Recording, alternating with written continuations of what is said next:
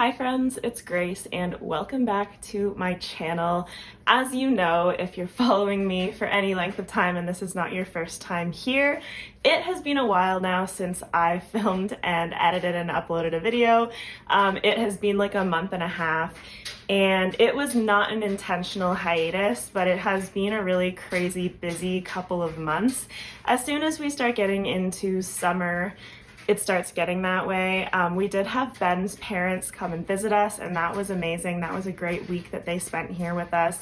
And we've been doing renovations at home, and there's been a lot of things. And then if you follow me on Instagram, you may have seen that we did have to say goodbye to our elderly cat, Rascal, who has featured in some of my videos in the past, including some vlogs just a couple of months ago. So that was difficult, although he was almost 18, so he had a really great life, I hope. And we love him and we will miss him.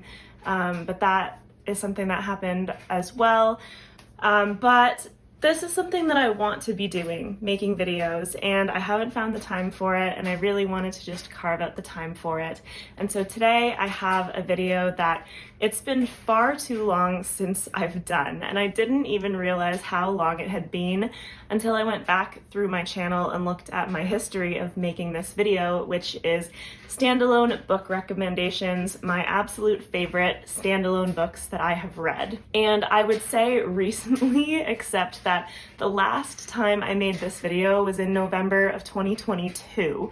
So it has been 2.5 years, and that is a lot of standalone books. I do read a lot of series, so it's not a huge portion of my reading, but at the same time, this is, in my humble opinion, a stacked list, like an amazing group of books, because there are so many books that I read and enjoyed and rated highly that didn't make the cut just because I didn't want this video to be ridiculously long and I really wanted it to highlight ones that are still my favorites, but I couldn't believe how long it had been. So I do have 12 books on this list, and I went through my Goodreads to make sure that I wasn't forgetting anything, and that was how I compiled the list. So I am simply going to talk about these books from most recent to least recent, that in the order that I've read them. And Maisie, we have a new dining room table here, so now Maisie is able to get right up beside where the camera is, which could never be a bad idea. I don't know what she would do to screw with things, because she would never ever do that. She's perfectly behaved, aren't you? As she eats the plant. So anyway, 12 books on this list. Let's get right into it because I'm sure I'm gonna ramble about the books. So because I am just the smartest person ever, I put the first book to talk about at the very bottom of the stack, but that is Wild Dark Shore by Charlotte McConaghy. So if you know me, you know that Once There Were Wolves and Migrations by Charlotte McConaghy have been favorite novels for me. And I was so excited for Wild Dark Shore. This was one of my most anticipated reads of the year, and I did manage to hold myself off from reading it for about a month because, as my most recently posted videos will reflect, I was participating in Realmathon in the month of March. So this is not like a book that was fitting for prompts in that readathon, so I decided that it would be the very first thing that I read in April after the readathon was over.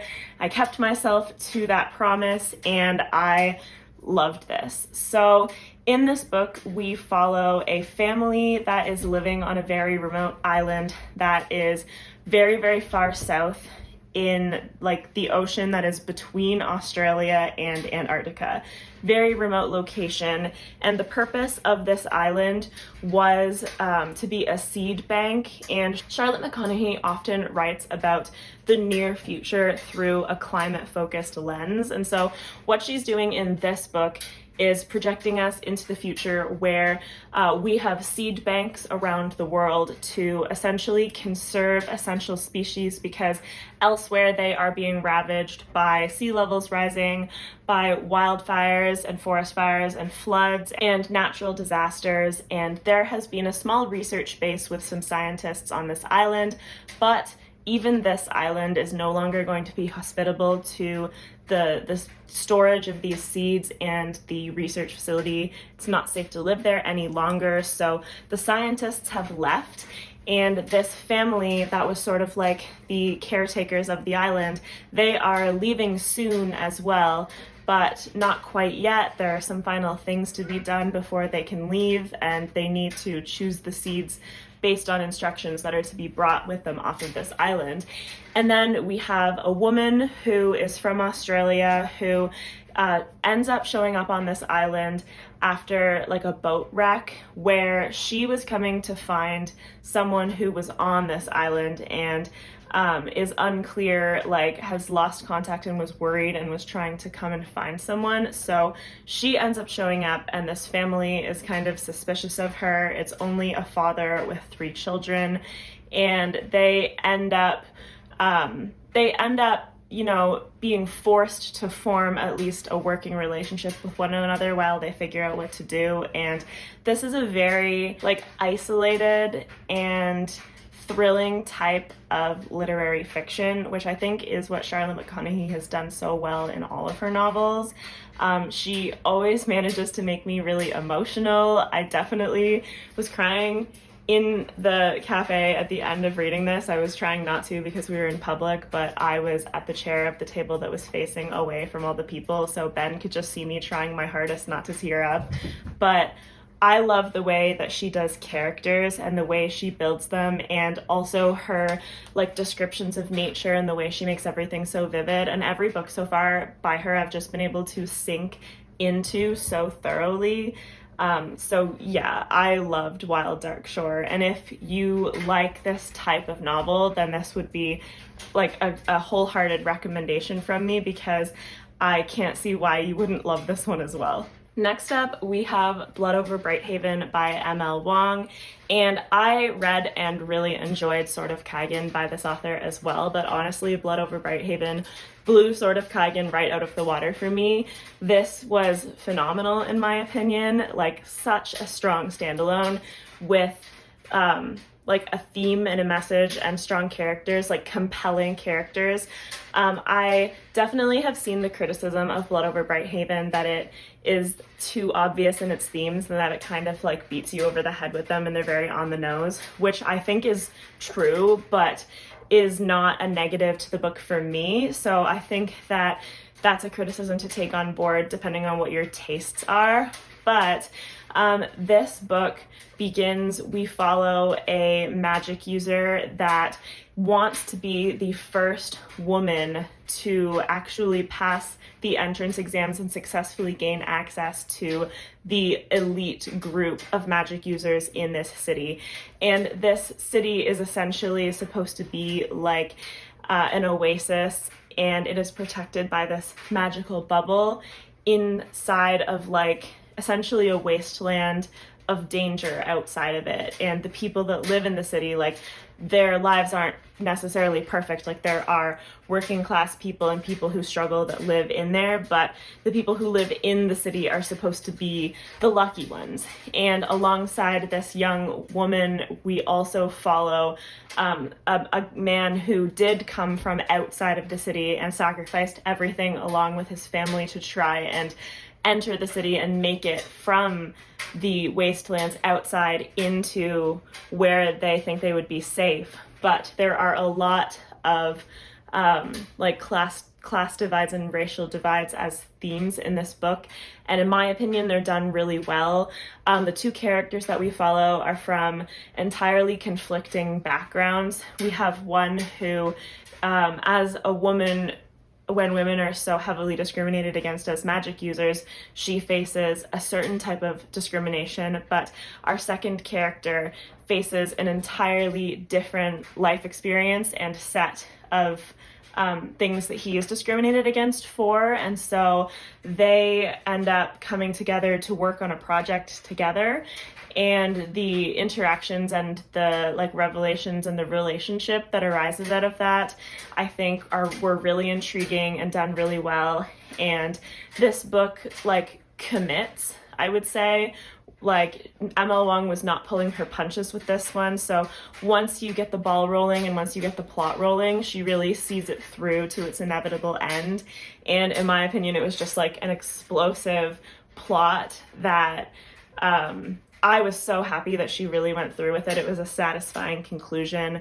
I thought that the magic system in this book was just fascinating and so well thought out and so well done. So there was pretty much everything to love about it in my personal experience. Next up, we have A Sorceress Comes to Call by T. Kingfisher, which is definitely more of an insulated, low-stakes story than something like Blood Over Brighthaven. But while this comes off with somewhat of a cozy vibe, it also has a darkness to it, and this combination was something that really, really worked for me in this book.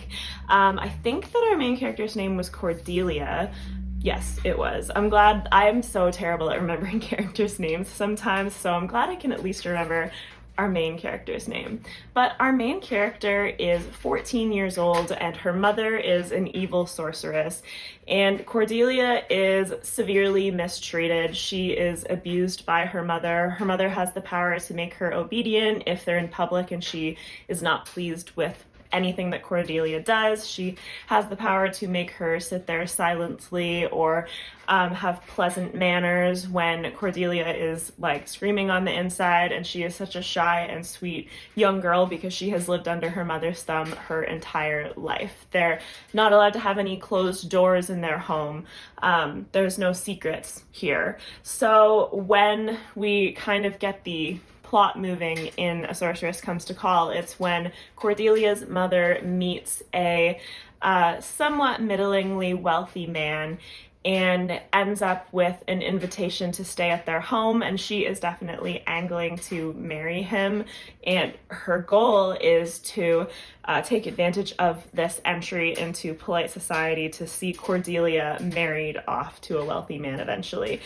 But Cordelia is overwhelmed by the feeling that, like, these people that have taken them in have been so kind to them, and she really likes them, and these people have essentially been good to her and kind to her for the first time in Cordelia's life. She has met people that are treating her well, and she doesn't want her mother to be able to manipulate these people and potentially do awful things to anyone who gets in the way of her plans. So she kind of tries to do her best to slow down her mother's plans or to get out of this situation. She doesn't want to see these people hurt. And with that said, it does sound cozy, but like the abilities in here and the magic and like the evilness of the sorceress, it is actually quite impactful in my opinion. Like it's not like tame stuff. It is actually that she can do pretty bad things to people, and Cordelia is understandingly traumatized. And one of my favorite aspects of this book is that we do start with Cordelia as our main character, but we also end up with the gentleman's sister, Hester, as a perspective character in this book as well. And she is a middle-aged woman, and it honestly is a fresh perspective to have in a lot of fantasy books, and I loved Hester. I loved Hester and I loved Cordelia, and the characters and the fact that I was rooting for them so much were a massive factor in my love for this book. And I think I didn't rate this a full 5 stars because I thought that the pacing faltered a little bit towards the end, but overall this was a fantastic experience for me, and it is only my second T. Kingfisher book, but it has spurred me on because I have wanted to read more T. Kingfisher, but it has definitely spurred me on to put that in my more immediate plans. Next up, we have another favorite author of mine making an appearance, and that is Katherine Arden with The Warm Hands of Ghost. So this is her first standalone that I'm aware of because my other favorites from Katherine Arden are the Winter Night trilogy, and that series is, I mean, like I said, a favorite for me, and that is what spurred me to want to pick up The Warm Hands of Ghosts in the first place. And this ended up just making me so happy that I have loved 2 different types of projects from Katherine Arden. Now, to be fair, this is still historical fantasy, but it is definitely a different, darker, more surrealist feeling because The Warm Hands of Ghosts takes place during World War I, towards the end of World War I. We follow a brother-sister duo, but at the beginning of the book, more primarily the sister Laura. And Laura was a field nurse during the war, but she got wounded, so she was discharged back to Canada and to Halifax.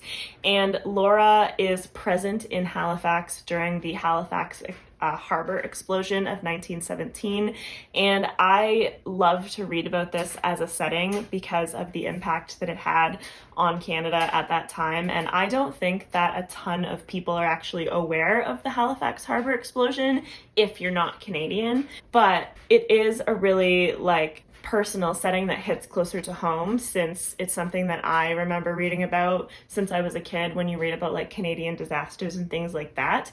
So she did a really good job with the setting, in my opinion. And then we have the fact that Laura loses her parents in this explosion, and then her brother Freddie, who was fighting in the war overseas, is presumed to be dead, but something's not really adding up because they don't have his personal effects to send back to her, but they also don't say that they were unable to recover them. There's no real explanation.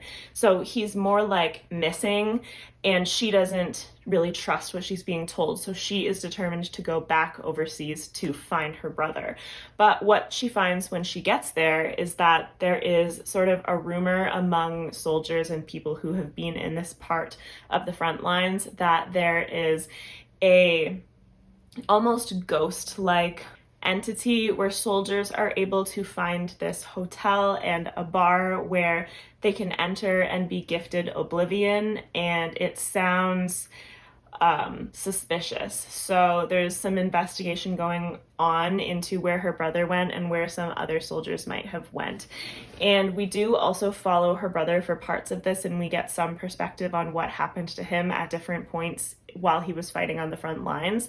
And this is just so interesting and so different, because I would still consider this to be fantasy, but it blurs the lines quite a bit and it is quite dark, and it was just an experience, and it makes me want to read whatever Katherine Arden writes next. Next, we have I Who Have Never Known Men by Jacqueline Harpman, and this is a bit of an older book than most of the books on the list, with the exception of maybe one other one, and that is that this came out in, I believe, 1995.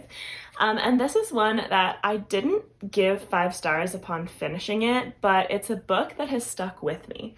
And it's a really interesting concept, and it's interesting in execution as well, because unlike a lot of other more modern novels, it doesn't really give you the plot resolution and resolution of mystery, but that is part of the book's intent, that it doesn't want to give you that, and it just changes the whole tone of the book. So I Who Have Never Known Men deals with a bunker that has 40 women trapped in it and living in it, and they have no privacy. They have men guarding the hallways outside of the bars at all times. They're not allowed to touch each other. They're not allowed to do various things, they're not really allowed to form relationships if the guards can help it. But among these 40 women is one younger girl who they believe was put here by mistake because she is the only outlier. She's much younger than the rest of them. And the initial mystery is what happened in the world to lead to this turn of events. Nobody really knows why these women were put in a bunker. There was some sort of seeming emergency situation where people were taken out of their homes or evacuated, but nobody really seems to remember what happened, but they do remember what life was like before that, when they were living a normal life, with the exception of our main character, who is unnamed at the start of the book and doesn't really seem to have a strong internalized identity because she was so young when this happened. She does not remember living a normal life before this. And so her narration early on is focused a lot on trying to figure out what it means to be a person, trying to figure out her concept internally of who she is and if she even has an identity within herself, and figuring out how to forge that because she never had it before. And it's very, very difficult in this setting because they are discouraged from physical touch and from forming relationships and from anybody really being like, say, a mother or an aunt type of figure to her. And we kind of proceed from there, where something happens that allows the women to escape from this bunker, but we follow them throughout what is really an introspective and character-focused story. This is very clearly some kind of sci-fi setting, but the focus is not on that, which is what I find so interesting about it, and I think is why I will periodically just think about it. And I think that it's that open-endedness, that the resolution is not just given to you because the characters don't have it, so the author is not giving it to the reader, because that would not be authentic to the experience that the characters are having. And it's just so interesting. It's a book that I recognize that not everybody will love, because it is sort of like a weird niche type of appeal, because not that much happens, but like a lot does at the same time. So this is just, it's a little different from a lot of the other books on the list, but I had to include it because of how much I think it's still in my thoughts. Now, it wasn't intentional that these were back to back on the list, obviously, because I'm just speaking to you about them in reverse order of when I read them, but The Lions of Alrasan by Gavriel is the other book on this list that is significantly older than a lot of the other books, and I'm not certain, I guess I could check, but I think this was also published in 1995. If not, then it was somewhere around then. But this was my first experience with Gavriel, and it's still my first and only experience, although I do intend, we own more of his novels and I intend to read more, but this was incredible and I loved it. And this is also, it's funny because in my head I find myself thinking about The Lions of Alrasan as a fantasy novel when it sort of is and sort of isn't. It is definitely like a historical alternate history type of fiction because it mentions the Iberian Peninsula and it is definitely based on history that occurred in like the Spain-France region, but it's so, like, all the names are different, the names of religions are different, and it just has that fantasy feel when you think about, like, the time period that he chose and the construction of the characters and the courts and stuff, even if they are based on real history.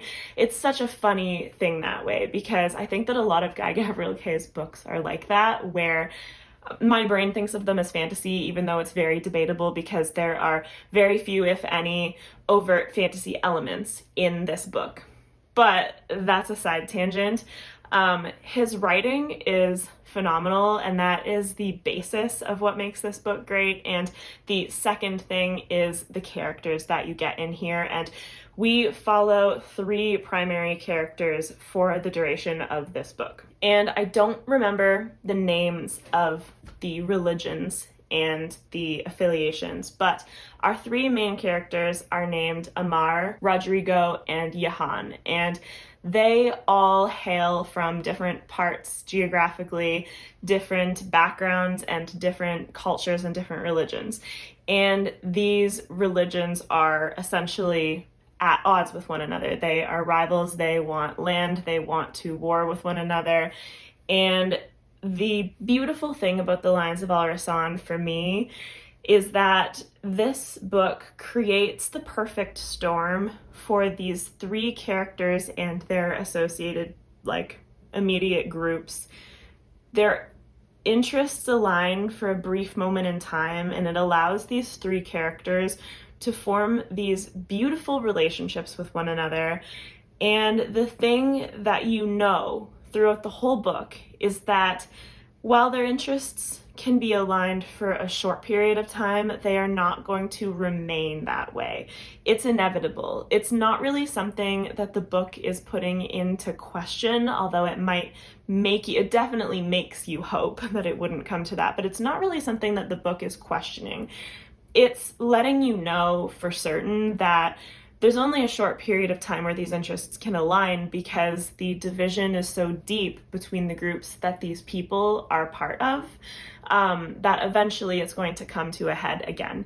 And Johan is from more of a discriminated against religious group. I don't know why I can't think of the proper word right now, because it's not that, but it's in essence discriminated against. Whereas Amar and Rodrigo are from two religions respectively that are pretty powerful in their own right. So it puts Johan in a little bit of a unique position, especially because she is also a doctor who is sworn to be essentially a pacifist. So she's a little bit in the middle, but the other two groups are inevitably going to be at odds with one another again. And it's sort of that sense of these impending events that can be staved off for only so long, but the relationships and the events and what we get to follow during that in-between time are truly special, in my opinion. And I loved reading about these characters and their developments, and I loved the ending too. Even though it's not what your heart wants to see, you know that it has to be that way. And I know people have conflicting thoughts about the epilogue of this book. I personally thought that it was really well done, but I can see why people wish that it wasn't there and it was left a little bit more open-ended. But this is a little bit of a heartbreaker, which is something that I tend to love, just getting my feelings hurt. But The Lions of Alrasan is something that I would wholeheartedly recommend. Next up, we have Spells for Forgetting by Adrienne Young, which is definitely a different brand of fantasy from a lot of the other books that I've talked about here. This one is more current day, more real world, although the setting is isolated, and it definitely it makes you think of a certain time of year, a certain feeling and a vibe. So this is essentially like a murder mystery, witchy, cozy, dark fantasy book. And all of those elements work so well together for me that I remember when I was writing and filming my wrap up or review for this book that I said that I felt like it was written with me in mind, because it aligns to my tastes so perfectly if you're gonna look at buzzwords. But that was what I picked going into it, but the writing was great, and that was what really got me into it. I really loved the way that this was written. So we initially follow a couple of main characters.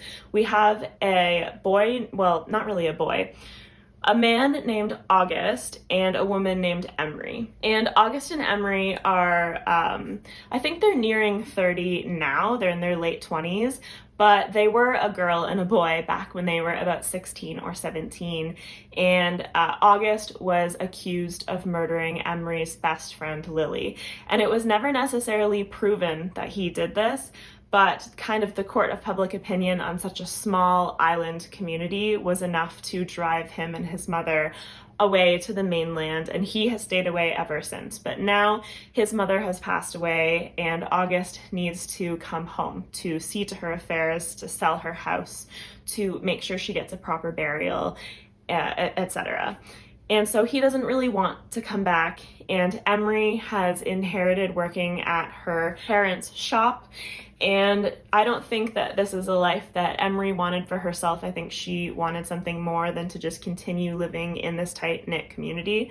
But August is back, and it definitely shakes things up. And this is a witchy book. It kind of lets you know going into it that there is real magic and real witchcraft that is a known quantity in this world. And this tight-knit town community, it relies on tourism, so there is very much an insider-outsider type of feeling to this community. It keeps its secrets. There would be a circle of very close members of the community that would decide on things and definitely have some dark secrets hiding in there. So there's a lot of history that is dredged up when August comes back. and it definitely dredges up like the situation of the fact that Lily's murder was never really solved. I mean, people think that he did it, but we don't know that as the reader, and that is definitely where the intrigue lies, and Emery doesn't want to believe it either. And we go through a whole kind of unraveling of the mystery throughout this book, while we also go through like a second chance romance that doesn't really know what it wants to be for either of these people because they have so much difficult history. And I loved this. It is totally a fall book. Like, it makes you think of like Halloween and like leaves turning colors and falling on streets and like a cute little main street of a town where you could go in to like a potions shop and buy like witchy things, and those are the vibes. So I might even try and reread this in the fall time. And this was just like pretty much the perfect book for me based on what it advertised itself as. Standalone number 8 on my list is Guns of the Dawn by Adrian Tchaikovsky. And I'm just going to blatantly steal Alan's description of this book because what he originally got me hooked on wanting to read it for was basically that this is a flintlock fantasy with the main character being a Jane Austen type female protagonist. And I love that description. I think it fits it so well. And so in this book, we follow a gentlewoman, Emily Marshwick, and her family, and they live in a country that is at war with their neighbor.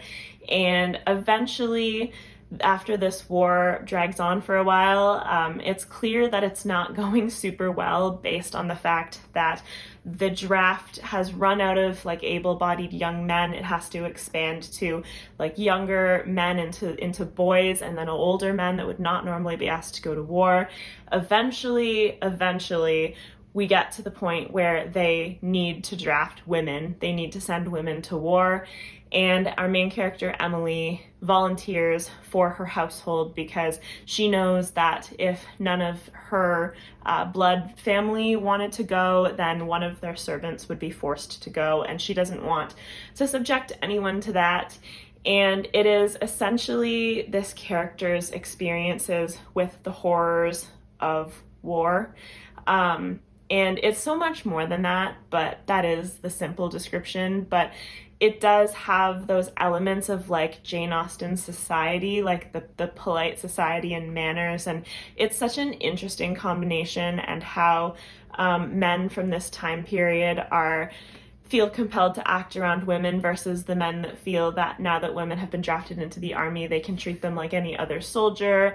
And then of course there are men who think worse than that when they have women among them and how they treat them. And it is also a commentary on their side of the war versus their opponent, and what this is really being fought over, and what happens if you get to know things about your opponent and don't really want to just senselessly contribute to the violence anymore. And this is a fantastic book. I loved it so much, and it was my first Adrian Tchaikovsky, and I've bought a few more of his books, but since this, I have read House of Open Wounds. I have not read House of Open Wounds. I have read City of Last Chances, which is the first book in that series. That's the only one that I've read in that series so far. But it's clear to me that Adrian Tchaikovsky is a very talented author, talented writer with so many good ideas and such versatility, because he has executed both of those types of ideas equally well, in my opinion.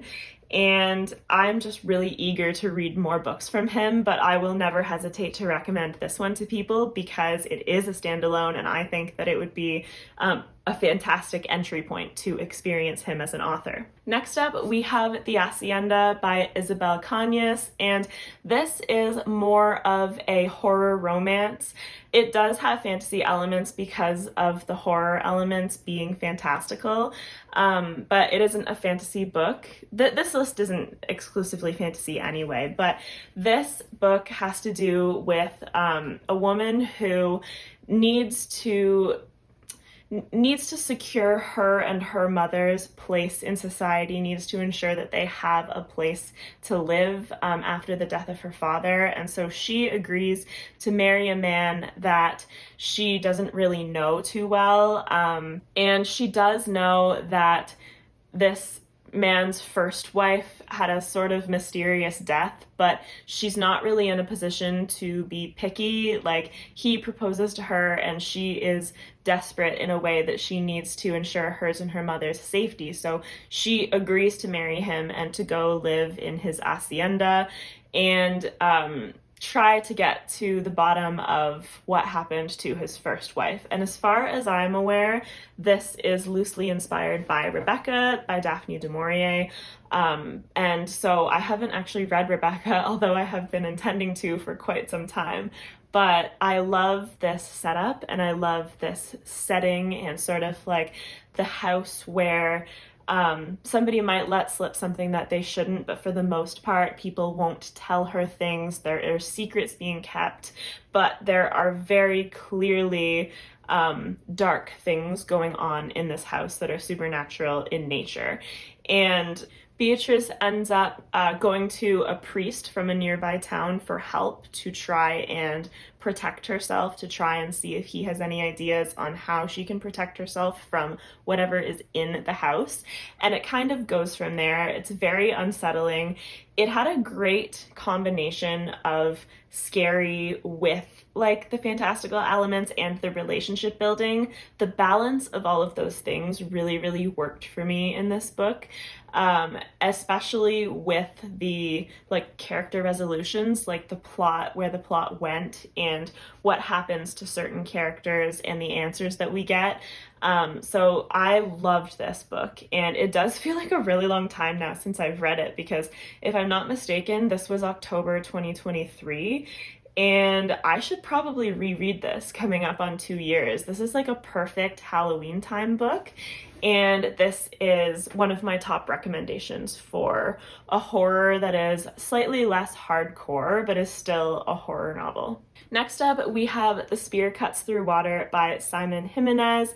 And this is a book that I always find it super hard to describe in my own words, I think just because there are so many layers and so many things going on. So I am going to read you the synopsis. So it says, the people suffer under the centuries-long rule of the Moon Throne. The royal family, the despotic emperor and his monstrous sons, the Three Terrors, hold the countryside in their choking grip. They bleed the land and oppress the citizens with the frightful powers they inherited from the god locked under their palace. But that god cannot be contained forever. With the aid of June, a guard broken by his guilt-stricken past, and Kima, an outcast fighting for his future, the god escapes from her royal captivity and flees from her own children, the triplet terrors who would drag her back to her unholy prison. And so it is that she embarks with her young companions on a 5-day pilgrimage in search of freedom and a way to end the Moon Throne forever. The journey ahead will be more dangerous than any of them could have ever imagined. Both a sweeping adventure story and an intimate exploration of identity, legacy, and belonging, The Spear Cuts Through Water is an ambitious and profound saga that will transport and transform you, and is like none you've ever read before. And so that is true. We do have 2 young male companions who accompany this god on a pilgrimage, but what we also have is sort of like a present day setting where a boy is being told stories that his grandmother would have told him, and he wants to hear these stories, and the subject of the book, like that timeline that I was just reading there, is like one of the stories that he would have been told to him. And it seems like this present timeline is a war-torn place with very more mundane feel to it. It doesn't have that magical fantasy feeling to it so much, not like this timeline does, where they're trying to escape the Three Terrors and end the Moon Throne. And then as an additional wrinkle, we also have in the second person, you in like a dreamlike state where you are watching a performance on a stage in your dreams, where some of these events from the Moonthorn saga are playing out on a stage like someone is performing it for you.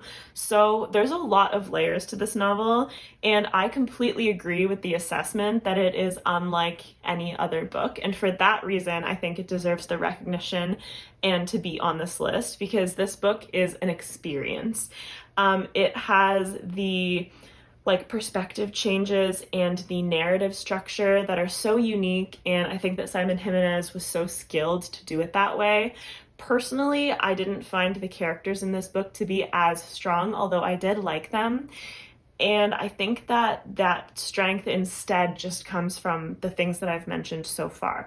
The writing was definitely good. It just doesn't have the same, it has such a unique narrative structure, like I mentioned, that it doesn't necessarily hit the beats that you're expecting or the same beats that another story would if it was just telling that main timeline that's in the synopsis.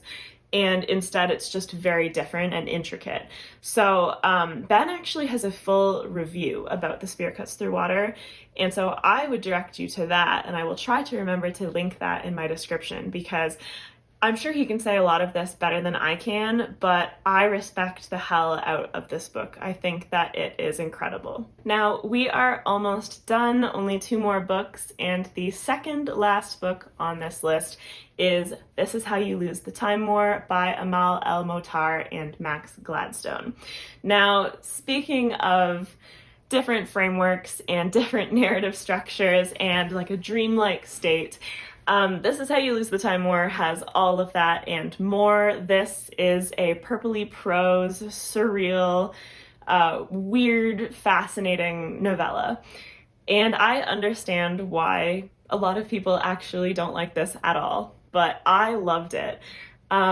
This is a novella about 2 rival time agents, red and blue, on either sides of a time war, and they constantly leave notes and letters and communications for each other in the most bizarre settings and ways that you could possibly think of. But the sci-fi and fantasy elements of this book and all of these bizarre settings that you explore are just an elaborate backdrop for the love story between these 2 characters.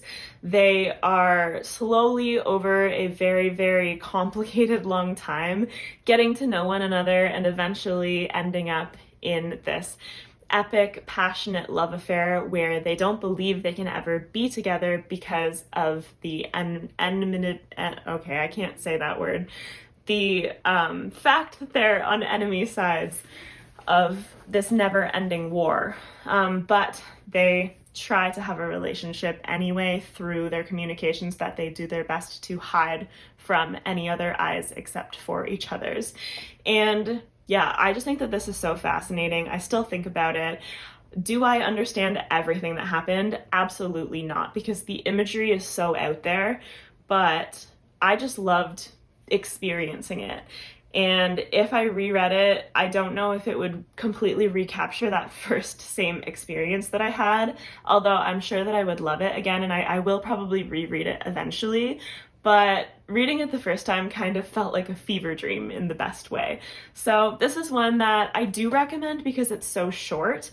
I know that there's a risk that you'll hate it because this is a controversial one, but I just feel like it's not that much of a time commitment, so you should definitely at least give it a shot.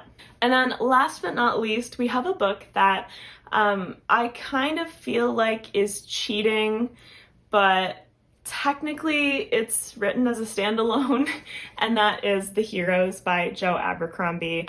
So I know that people have a name for these 3 standalones in the middle of the First Law world, which is like the Great Leveler trilogy, but they are also like the 3 standalone books that are in the middle of the First Law trilogy and the second First Law trilogy. So like it is a standalone, but the only reason I feel like this is cheating is because if you were to just read this with no context whatsoever and like it's all you read, you would be missing so much more that enriches your experience reading this.